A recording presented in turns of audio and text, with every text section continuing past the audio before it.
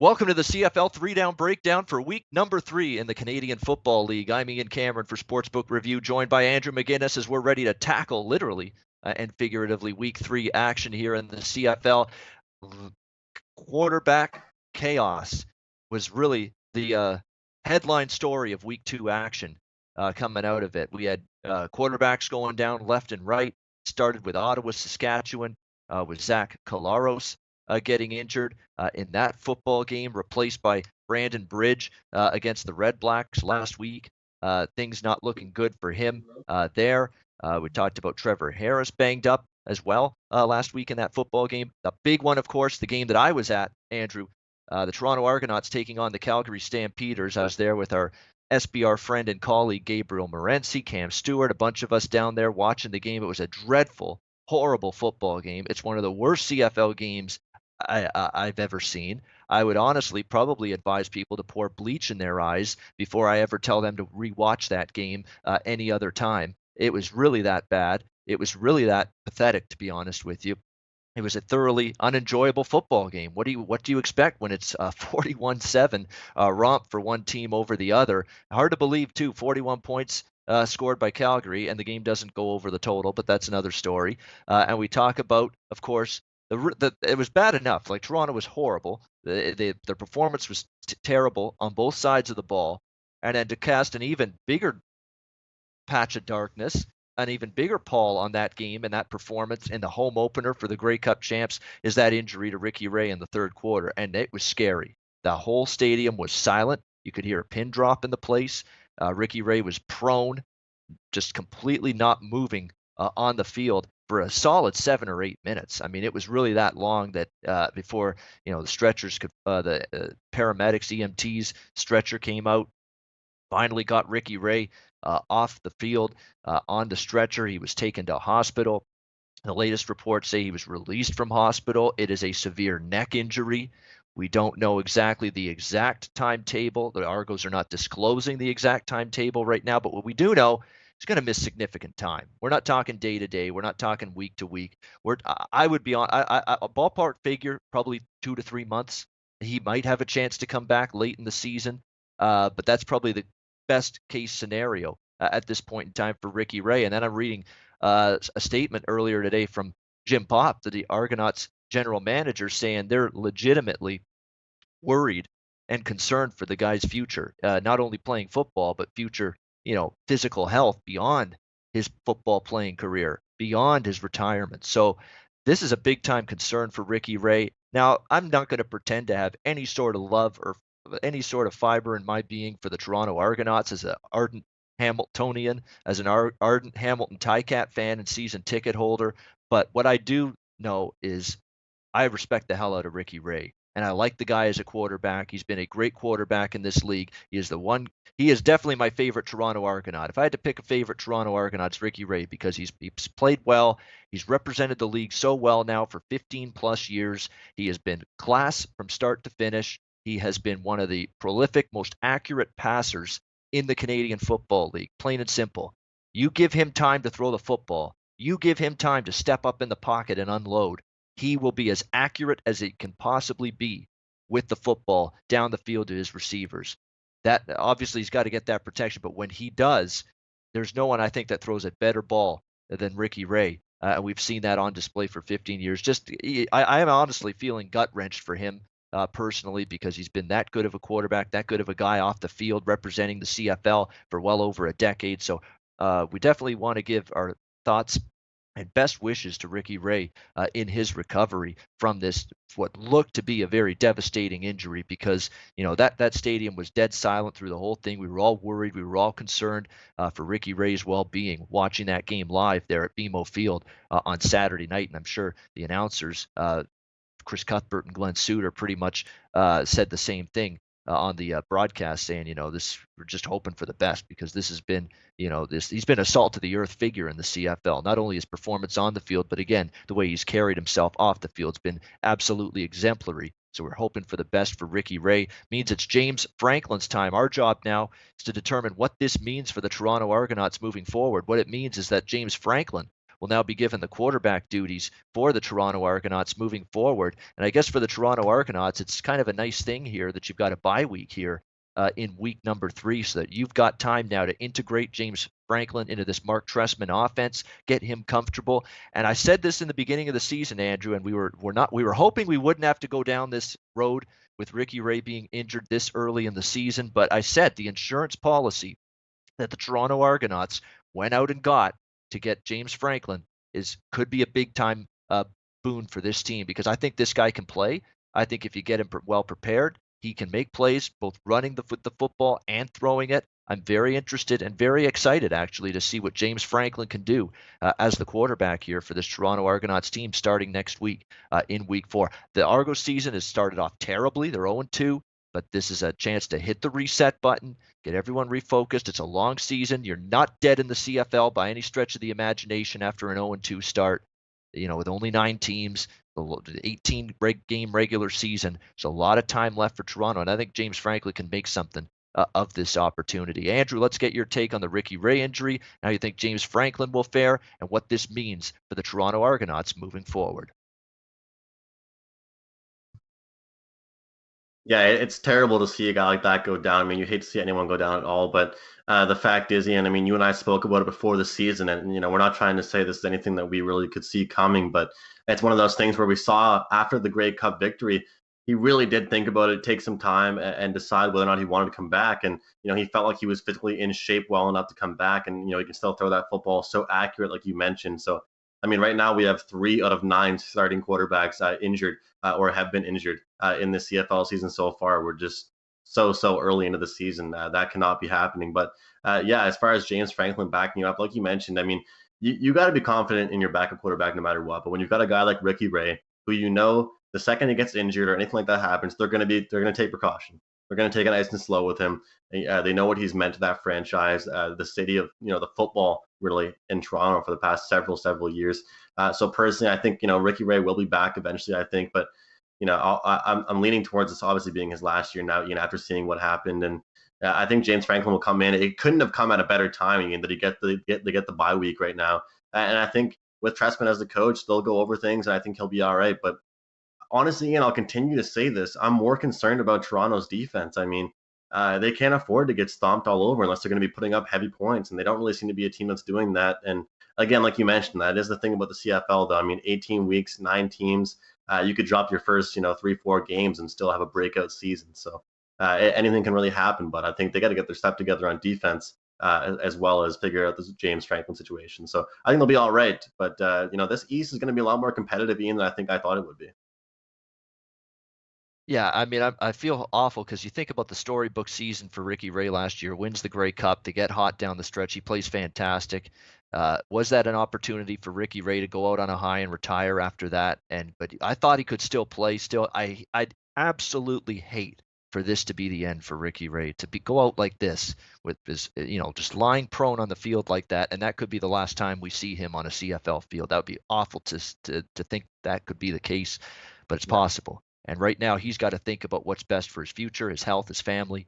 That's got to be first and foremost, well ahead of anything that he thinks about regarding the football team and his playing future. It's got to be his health and his, and being around for his family and being as healthy as he can be for his wife and kids and all that in the years and hopefully decades to come. That's what it's about. So again, we hope Ricky Ray gets back on recovers as best as he can over the next several months. So with that in mind, we're going to turn the page to week 3 game-by-game breakdown. Andrew, let's get it going with Ottawa taking on Calgary's Thursday night kickoff to begin the week. We've got Calgary laying 7.5, 8 points in this football game. The total 56.5, 57. The Calgary Stampeders, I guess they're trying to show us, Andrew, they're not going anywhere anytime soon. Here I am thinking this team's going to maybe regress a little bit.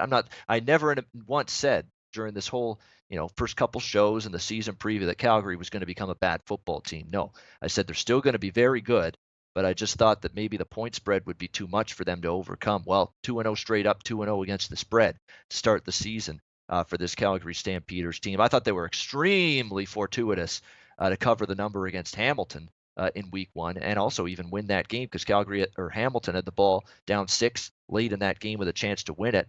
Nothing fortuitous about the absolute demolition they had over the Toronto Argonauts, though, last weekend. That was absolute dominance. Bo Levi Mitchell was fantastic. 3 touchdown passes, over 300 passing yards. He was just absolutely sensational, Bo Levi Mitchell. We know he's very capable of plays like that. There's no denying that whatsoever. So to see Calgary's offense thrive, that's not surprising. I thought that unit would still be very good. They've got too many good receivers. Terry Williams has started to fit in as the new running back. I don't think they missed Jerome Messam as much as people thought. When you got Kamar Jordan and Tavares Daniels, and you've got just a boatload, a plethora of options and weapons for Bo Mitchell to throw to. The offense is still good. My question mark was the defensive side of the football, and clearly it was very good last week. But now we're starting to see signs that Toronto's offense, now 2 weeks in a row, has simply not looked very, very good. And that's definitely something of a concern for them going into this game. We'll have to see how they fare here. Ottawa, Andrew, they impressed the hell out of me last week. I mean, home win against Saskatchewan. Yeah, A Saskatchewan defense, yeah, that we were raving about, going into week 2, saying, look what they did against Toronto. Well, now we've seen Toronto's offense look out of sync and completely out of sorts 2 weeks in a row. Does it take some luster off what Saskatchewan did? I think they're screwing around with the Duron Carter. I think the Duron Carter experiment has to end. From what I've read in the defensive end position on that side of the ball, he did get burned a couple of times. I know he made a nice pick six too, but he is such a good receiver. I mean, he's a natural at wide receiver. That is the position he grew up playing, and that's the position he's been playing for all these years. And if you take him off that side of the ball, you've got Naaman Roosevelt, and you don't have a whole lot more, that I would count on in terms of the Saskatchewan receiving corps. So I think we're getting to that point now where Chris Jones has to make a decision. Do I keep trying this experiment with Duron in the secondary, or do I maybe just put him back at wide receiver? I think that's still the position he's most comfortable in. That's still the position he's the most dynamic and dangerous in. And I think that's probably something that has to be done moving forward in this game. From a he's just from a too aggressive. situational, yeah, Yeah, he just bites way too much. I mean, pick six looks great, Ian, but I mean, he's just far too aggressive. Like you keep saying, he belongs in the wide receiver position. I mean, it's kind of just looking foolish in my eyes. yeah, definitely. There's no question. And now we're looking at a situation where Uh, Ottawa, nice win for them. I mean, Trevor Harris was good. The offense was fantastic in that football game last week against the Saskatchewan Roughriders. Now they go on the road. First road game now. Only second game because Ottawa had that week 1 bye. First road game here in Calgary. Calgary played at home against Hamilton week 1. Again, they escaped with the win and an even greater escape to cover that number in this kind of price range here. Ottawa does have a situational edge going into this game. From a scheduling perspective, it's a definite edge Ottawa because they played last Thursday. They've got a full week ahead to get ready for this game. This is a short week for Calgary. This is now Calgary after waxing Toronto, a game they desperately wanted, a team they desperately wanted to beat, a Grey Cup revenge spot. They absolutely, beat the tar out of the Argos. That was Saturday in Toronto. Now you got to get back home, and you're playing Thursday. There's not much time between these two games. So from a scheduling element, there's an edge here for Ottawa. I'm leaning Ottawa. I'm going to do some more digging. They've got all kinds of offensive line injuries as well. They did last week as well. They overcame them last week. Nolan McMillan was out. Jordan Lauzon Sagan was out on the offensive line. 2 starting O-linemen. I want to see if either of those guys are back. But, Calgary here, I'm worried about the spot for them. They're 2-0, maybe a little fat and happy that they just absolutely bludgeoned Toronto on the weekend. Short week of practice, short week of prep time. Leaning Ottawa, but still early. I will pull the trigger probably later in the week once we get some more Ottawa injury info at our disposal. But that's the side I'm leaning with here in this game. Totals wise, man, that's a high total. 56.5, 57 in this game, the highest total on the board. I think we'll see points, but don't know if we'll see that many points. I actually think there's value under the total here in this game as well. Let's get to Andrew with Ottawa Calgary to kick off week 3. Andrew, side or total, anything stick out to you here?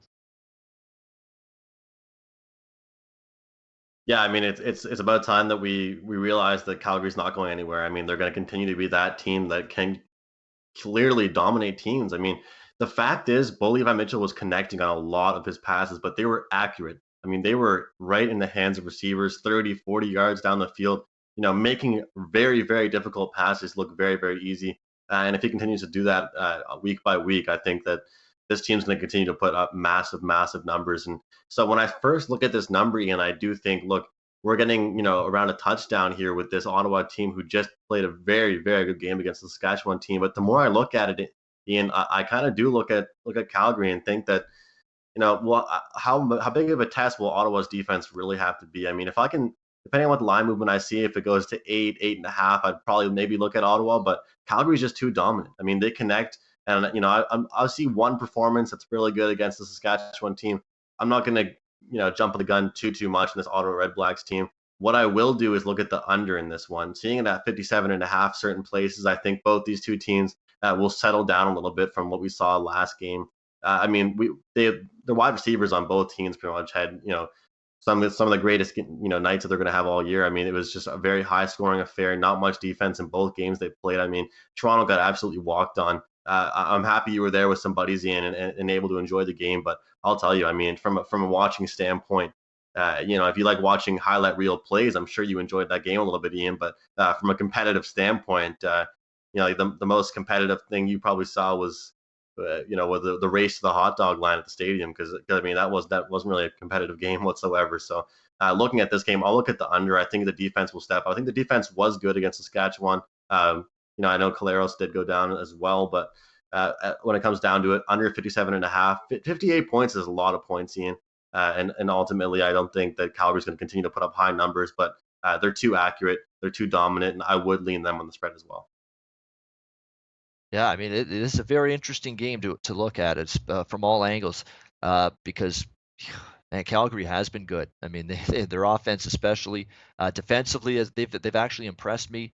Now, the Hamilton game, they gave up some plays, but they were stingy in the red zone. Toronto, they were fantastic, but Toronto's offense has been very poor so far. So, but if they have another good defensive effort here, uh, Calgary, that's really going to show me something because, I think, again, we've got, as long as Ottawa, they've got their weapons. We know we've got Greg Ellingson. We know we've got Brad Sinopoli. We know we have William Powell healthy again at running back. And the offensive line was actually surprisingly good last week against a good Saskatchewan D. So it's got me thinking Ottawa, but again, I would love to see some more of those offensive linemen, the starters, I mean, come back in this game before we officially pull the trigger. But certainly leaning toward the road dog here in this game. Although I do understand the thought process of, yeah, this Calgary team's look very good right now.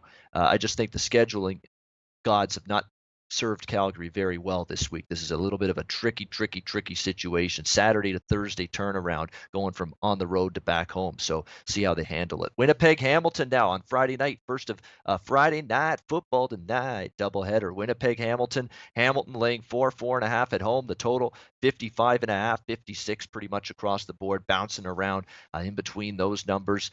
And I remember someone on Twitter asking me, and I think asked Andrew as well, is Hamilton now overvalued after their win last week against Edmonton, as impressive as it was? Potentially. Personally, I think they potentially could be.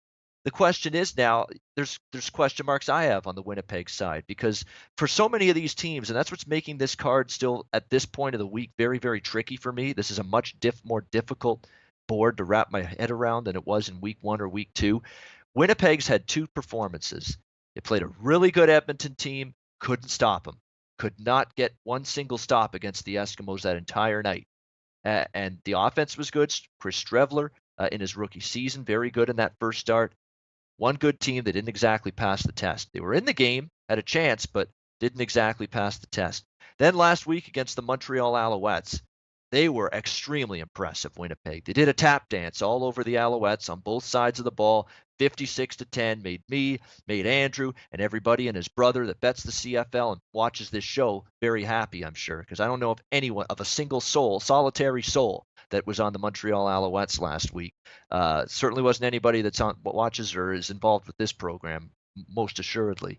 But 56-10, as impressive as it was, dominant defense, got pressure on Drew Willie, secondary made big plays, and the offense was humming. Chris Strevler throwing the ball, Chris Strevler running with the football, causing all kinds of grief for Montreal's defense. As impressive as it was, guess who the opponent was? It was Montreal. How much can you truly make out of it? So, okay, you played all right against Edmonton. but you still lost at home. You look great against Montreal, but that's Montreal, and they're absolutely a train wreck. So what is the real Winnipeg Blue Bombers? I've got legit questions on that going into this game. What I do know is we've got two quarterbacks that are uber confident right now. Jeremiah Masoli shredded Edmonton's defense last week. They finally allowed him to run the football. They did what they should have done against Calgary. I don't think they let Jeremiah Masoli run with the football enough. June Jones made a concerted effort to allow him to run with the ball, and it paid all kinds of dividends last week against Edmonton. And the defense under Jerry Glanville, man alive, I was worried about this guy. He's never been in the CFL before, but they've dug in there. They've dug in. Their defense has been solid. The secondary's young, but boy, getting Delvin Breaux back last week was so huge. It's going to continue to be huge. Help that pass defense up front. You like the pass rushers, Adrian Tracy and company up front, Ted Laurent. You like the linebackers with Larry Dean and Simone Lawrence on this Ticats team. There's promise for this team. The one thing they're talking about this week, and I got my ear to the ground being right on the scene here in Hamilton, they were not happy, the Ticats, with their home record last year, nor should they have been. They were in a horrible home team. They've talked about changing that. They've talked about wanting to fix that this season. I would have been more interested in Hamilton laying 3 or less in this game because Winnipeg's second straight game on the road is not an advantageous spot for them. But yeah, I've liked enough out of Strevler, and this kid's been so good that I don't know if I want to lay the full 4 or 4.5. What I do like here is the over. 55.5 here in this game. It's high, but Hamilton's offense is cranking. I don't trust Winnipeg's defense. They played one good offense. They couldn't stop it. I think Hamilton's going to move the ball. Hamilton's defense here against Winnipeg. I think Strevler's caused enough problems with his dual threat ability that he can challenge this Hamilton defense a bit. And if you've noticed, if you're watching carefully, Winnipeg's offense, the first 2 games, they're running some up tempo. They're running some hurry up. They're running some no huddle. I'm seeing them snap the ball with 15 seconds still left on the play clock sometimes. Faster tempo, good for over bettors. So I'm looking over 55.5 here. Winnipeg Hamilton. It's going to be a sunny night in Hamilton Friday night. It's going to be a hot, sticky, muggy night. I'll be sweating my balls off probably sitting there in the donut box on Friday night. It's going to be 90-some degrees Fahrenheit, over 30 Celsius. But hey, it's the home opener, and I'm looking forward to it. And I think we'll see points. Andrew, Winnipeg Hamilton. What do you like? What you got? Man, yeah, I'm jealous here in that hoping I can get a CFL team here in Halifax at some point soon. It's looking like around 2020. It could happen in the next 2 years. So hopefully I can be in the same boat, catching some home openers as well very soon. Look, Ian, the way I see it, I know you mentioned this Winnipeg team did play Montreal. I know you were on them last week as well. But I think there's a big difference. Look, in week 1, BC took them on 22-10. BC handled Montreal. Okay, that was an easy win for them as well. Back-to-back weeks, Montreal puts up just 10 points. But I think we have to look at how much more of a dominant performance that was with rookie Chris Streveler. I mean, BC is no dominant team. I do understand that, but they put up 22 points against them. Next week, we look at it, we see a -2 spread, -1.5 spread. We're wondering, what's the difference? I mean, is BC that bad? Did Montreal just have a bad game? What really was the difference? So obviously we capitalized on that one hard.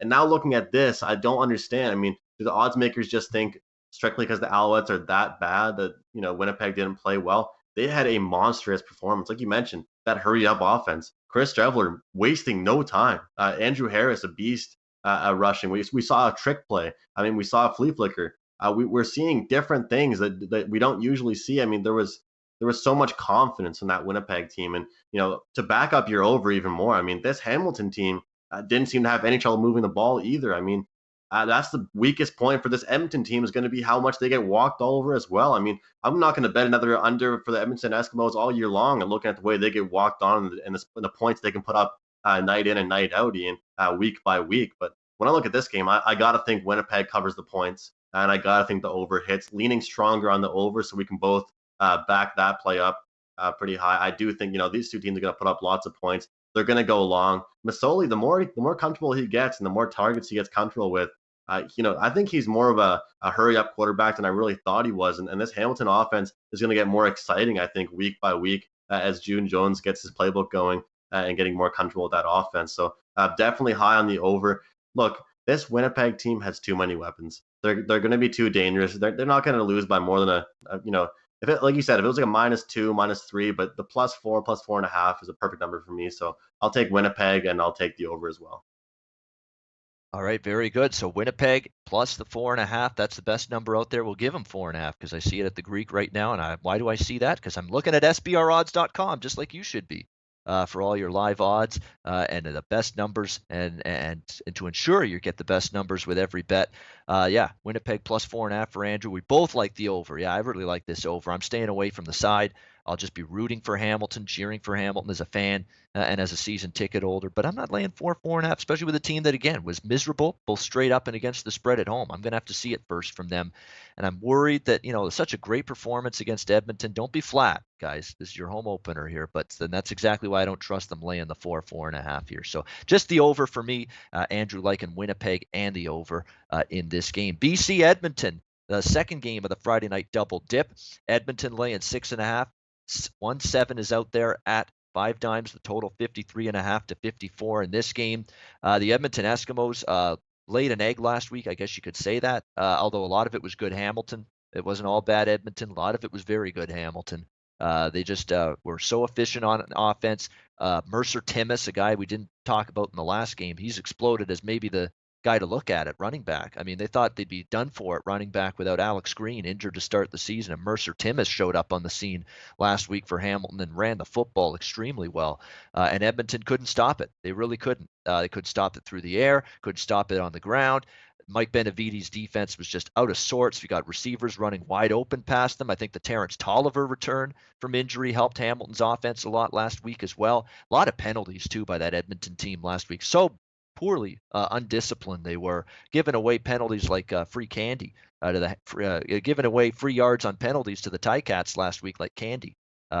So it was just a really bad performance all around. So you would think you're going to get Edmonton's A game here. They're at home a second straight week. You're playing BC. And just like I said with Winnipeg a minute ago, I'm thinking the same damn thing right now with this BC Lions team. They're the team that's off a bye this week in the CFL. They're the only team that didn't play last week. And they did play, they picked up the win. They took care of business against Montreal. But to me, that was a mediocre, just do enough to get the job done kind of performance for BC. Week 1 against Montreal, 22-10. It was a far from impressive performance on either side of the ball. It wasn't until the second half, to be honest, when BC got going in that game against Montreal. And now they had the bye.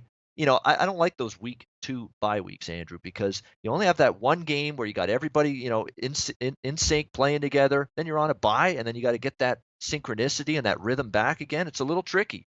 So again, BC is my sleeper this year. I really do believe still in this team having a better season. Doesn't mean I'm going to back them here in this spot, though, because I think you're looking at a situation here where Edmonton could be breathing fire. Nobody was happy. Moss not happy. Riley not happy. The defense was totally embarrassed, both with their play on their field and their lack of discipline in terms of the penalties they committed during that game. You would think they're going to show you something here after that game, and it's a division game. Maybe they were, you played Winnipeg, big division game, playoff rematch week 1. You step out of the division, play Hamilton last week, a little flat maybe, Edmonton in that game. Now you're back inside the division. You should be fired up for this game. And John Jennings still has to prove now. On the road, off a bye, what can he do? Can he move this BC team offensively? It's a make or break season for him. I wasn't overly impressed with what he did against Montreal. I still need to see more from this guy. Edmonton is 4-1 straight up, 4-1 against the spread in the last 5 head-to-head meetings against BC since 2016. I don't love the number because we're talking about a defense that's been so damn leaky so far, being asked to lay 6.5 and nearly a full touchdown here. But spot wise, you think you'd get Edmonton's best in this game after such a debacle last week against Hamilton. So lean Edmonton. I might be proactive and take a chance at this game going over the total just because I've not liked Edmonton's defense. I don't like this over as much as I like the Winnipeg Hamilton over personally, but lean that way. I'm still on the fence with this game, but I'm leaning Edmonton. I'm leaning over the total right now in this game. We'll see what BC's made of. If BC is going to be any sort of team that I can hang my hat on, I'm being a factor in the West and maybe challenging for a Grey Cup, and be in that team that I think will be better than they were last year, this is a game where I'm going to see it, and I'm going to need to see it because a 22-10 win against Montreal at home on its own is not enough to prove to me what this BC team is all about. Andrew, BC Edmonton, what do you like?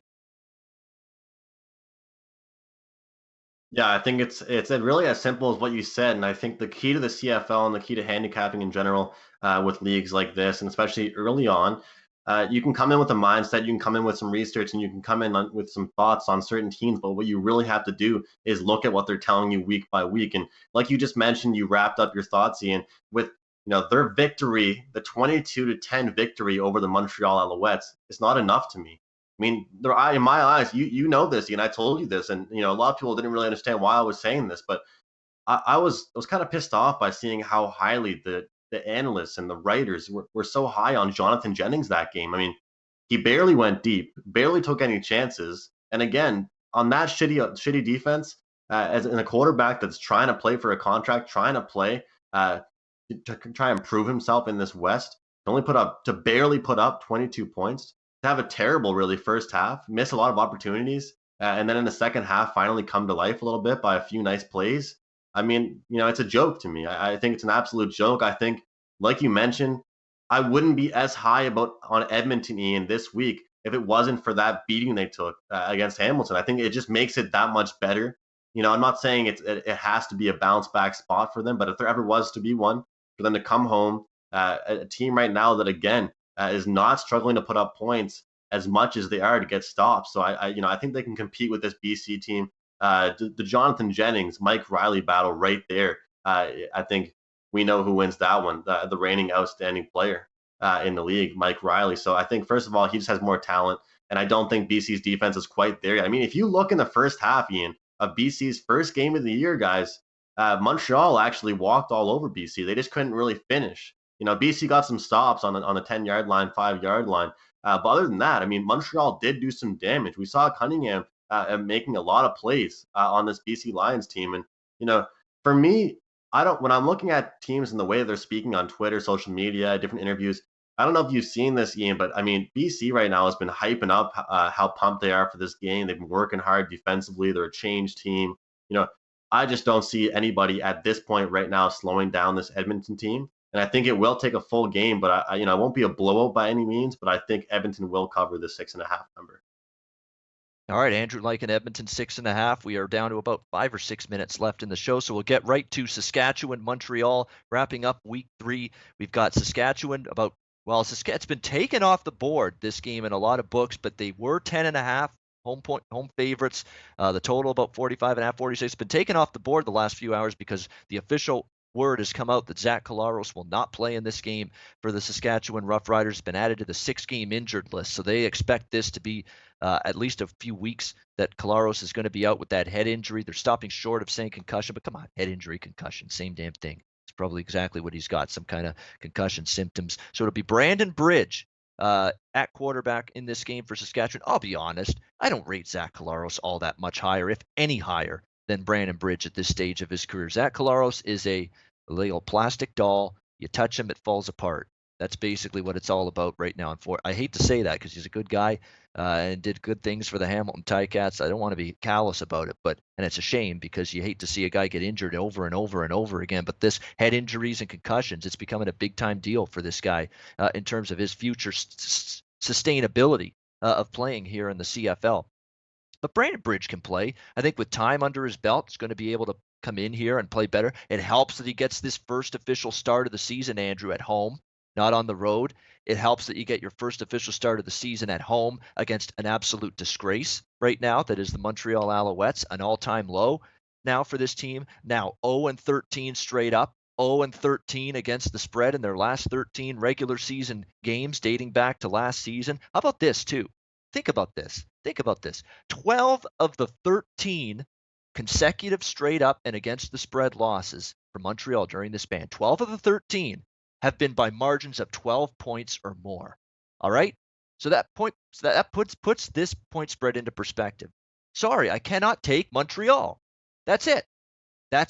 I cannot take Montreal. I will not take Montreal. And in fact, I will go against Montreal until the odds makers, the betting markets, anybody out there can prove to me the number has caught up with how pathetic and moribund this franchise is. And they have not yet. So to keep my wrap up, my analysis brief, we'll be on Saskatchewan here, laying whatever points they're laying when this line comes back up. Don't care. They're back home. At least the defense was better at home. I think they'll be better at home. Here, it's time for that defense to get their swagger back after what happened in Ottawa last week. You've got an offense coming in to town in Montreal that's got nothing that's had a terrible offensive line. Willie was getting hit left and right. He's struggled. They have a lack of weapons and depth, skill position, talent-wise. A defense that was giving up big plays, receivers running wide open all over the place last week against that terrible Montreal defense. I think Brandon Bridge can have a game. And Brandon Bridge used to be with Montreal. You think he'll be pumped up for this game against his old team? I think so. No problem. When this line comes out, endorsing and recommending Saskatchewan here, laying the big wood. Andrew, what do you like here? Montreal, Saskatchewan. Yeah, you're not going to find me back in the Montreal Alouettes anytime too soon. You know how I feel about them, and Yeah. you know what I've really seen with this. You follow these trends, Ian, and you look at it, and you wonder really what they work on in practice, because every week now we've seen, oh well, we didn't really execute the game plan. Well, what the fuck was your game plan? Because it clearly that wasn't getting any stops. And it clearly wasn't moving the ball whatsoever, and clearly not keeping the defense guessing. I mean, it was just way too easy for this Winnipeg team to pretty much get the ball back right away. I mean, talk about dominating field position. You want to talk about how important field position is, punting is in the CFL. Winnipeg was probably in Montreal's end pretty much the entire game, and it seemed. It was pure dominance, and that's not going to change anytime too soon. We wondered beforehand. I remember we got a comment in our live show, Ian, in our preview show. Someone said, "Is Montreal going to be an auto fade team again this year?" I mentioned it. I tweeted it out today. The answer is clearly yes. I mean, if you are getting, this is going to be another test for Saskatchewan. We have seen two different types of Saskatchewan Rough Rider teams. We've seen the team that really, really, really handled this Toronto Argonauts team in the opening week one. Then we saw the absolute dismantling that they took against this Ottawa team that was coming fresh off a bye. So I think in this spot, heading home, they got to get that, like you said, Ian, the swagger back on defense. They do have offensive weapons. And I'm not worried about Brandon Bridge stepping in against this Montreal team. If he was stepping in maybe against, Winnipeg, even an Ottawa team, a Calgary team, I'd be worried. But I'm not worried at this point. Brandon Bridge will come in. A good early season start, like you said. I'm seeing -10 right now. I'm comfortable with that with Brandon Bridge. I think they'll cover that spread easily. Montreal just cannot put up the points. The talent is there for Saskatchewan. And get on it early. Once again, guys, easy money here, fading this Montreal Alouettes team. Yep, we're both in agreement. You bet against Montreal until they prove they can cover a number, and in 13 straight, they have not been able to prove it. So it's really that simple. And Brandon Bridge has the physical tools. Just before we get to best bets, Brandon Bridge does have physical tools. He's got to get more accurate, though. Accuracy sometimes wanes on Brandon Bridge a little bit, but maybe that'll come with time, more playing time, more starting time, and it looks like he's going to get that now for Saskatchewan with Zach Collaro sidelined for what looks like maybe 3 to 6 games at least. For the Rough Riders. All right, best bets to wrap up the show for week number 3. Let's start with you, Andrew. I think we're 3-1. I think your best bet, Cash, because it was Winnipeg, right? It was last week. Yep. So, and I had Ottawa, Saskatchewan under, and unfortunately, 2 pick sixes did us in that game. But we defensively, we yeah, exactly. I mean, the defenses scored, and if the defenses score, that's going to be your problem sometimes taking unders. But 3-1 so far on the season with best bets. See if we can keep it going. Andrew, what's your CFL week 3 best bet?